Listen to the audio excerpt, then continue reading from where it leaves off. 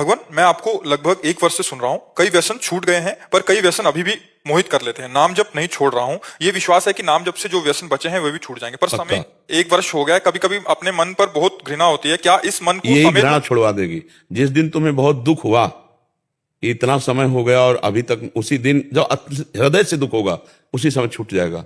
जब हृदय में जलन होती है और घृणा पैदा होती है कि धिक्कार है हमारे को, इतना सत्संग सुनते हैं, इतना नाम जप करते हैं, फिर भी हमारी वृत्ति ऐसी गंदी है, तो उस समय फिर हमें पावर मिलता है भगवान की कृपा से और सदा सदा के लिए छूट जाता है। हमको जिस विषय से घृणा पैदा हो जाए फिर वो विषय हमें परास्त नहीं कर सकता।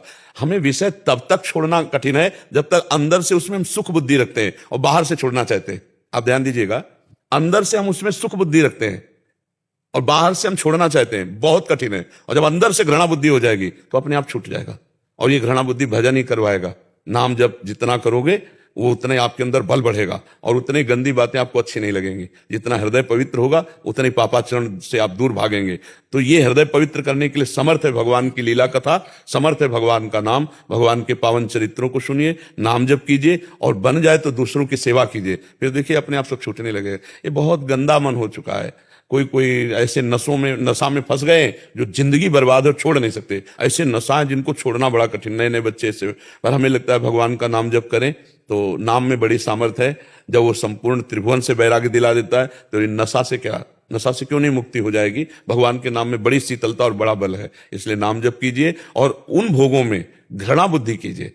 कौन सा ऐसा सुख है जो हमें भगवान से भी बढ़कर लगता है? आप विचार करके देखिए। क्या व्यसन में बेशुद्ध पागल हो जाना है कोई सुख है? जैसे नशा ले लिए, लड़खड़ा रहे हैं, पागलपन, ये कोई सुख है? अरे बुद्धि को चैतन्य करके परमात्मा में स्थित कर दो, देखो कैसा सुख है। समाधि का सुख मिलता है, अद्भुत आनंद की ये नशा में कोई सुख है? शराब पी लेना, अफीम खा लेना, ये नशा। कौन सा नशा अभी नहीं छोड़ पा रहे? कौन से दोष है जो आप नहीं छोड़ पा रहे? महाराज जी सिर्फ शराब है, वो भी कभी कभी। शराब। हाँ, ये बहुत बुद्धि को भ्रष्ट करती है। आज के बाद नहीं पियोगे आप, स्वीकार करो।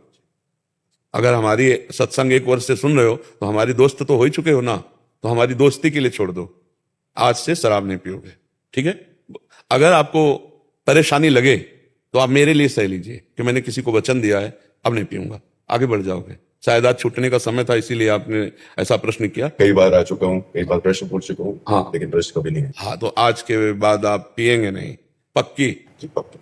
वृंदावन में बैठ के कह रहे, देखो हम किसी को जल्दी ऐसे कहते नहीं है। हाँ बस, अरे यार अच्छी बात करें, कोई बुरी बात तो नहीं कह रहे ना। हाँ, तो उसको मानना चाहिए।